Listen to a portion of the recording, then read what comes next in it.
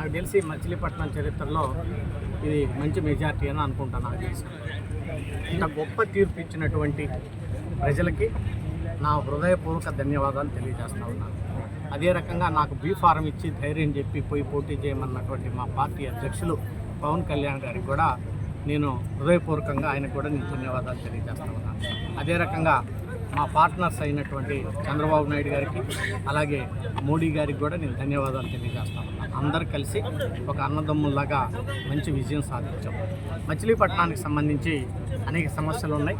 మరి డాక్టర్ భోగరాజు పట్టాభి సీతారామయ్య గారి భవనం నిర్మించడం తినేవండి, మెడికల్ కళాశాలని చక్కగా తీర్చిదిద్దేటువంటి విషయంలో ఏంటండి, అడిషనల్ రిక్వైర్మెంట్ విషయంలో అయితేనేవ్వండి, పోర్టుని త్వరితగతంగా పూర్తి చేసి దాన్ని మరి ఇండస్ట్రియల్ హబ్గా పక్కన తయారు చేసి అనేక మందికి స్థానికంగా ఉద్యోగాలు ఇచ్చేటువంటి విషయంలో అయితేనేవ్వండి, మరి ఈరోజు మెడికల్ కళాశాలకి మనకి 3 రంగుల జెండా ఆర్కిటెక్ట్ అయినటువంటి పింగళ వెంకయ్య గారి పేరును పెడతాను తప్పకుండా. దానికి అది నేను మొదటి నుంచి చెప్తానే ఉన్నాను.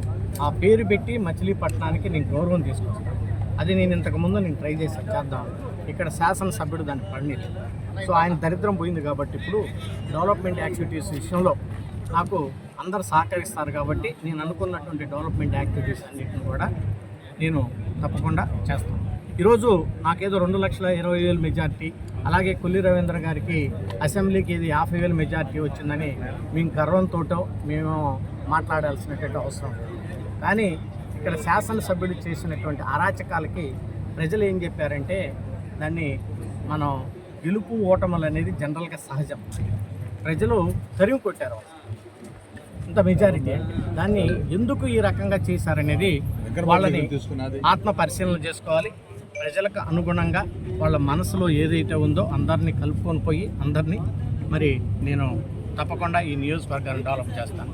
స్థానికంగా నా ఎంట ఉండి నడిపించినటువంటి అన్న బండి రామకృష్ణ గారు అయితేనేవ్వండి, మిగిలిన పెద్దలందరూ అయితేనేవ్వండి, వాళ్ళందరికీ కూడా నా హృదయపూర్వక ధన్యవాదాలు తెలియజేస్తాను.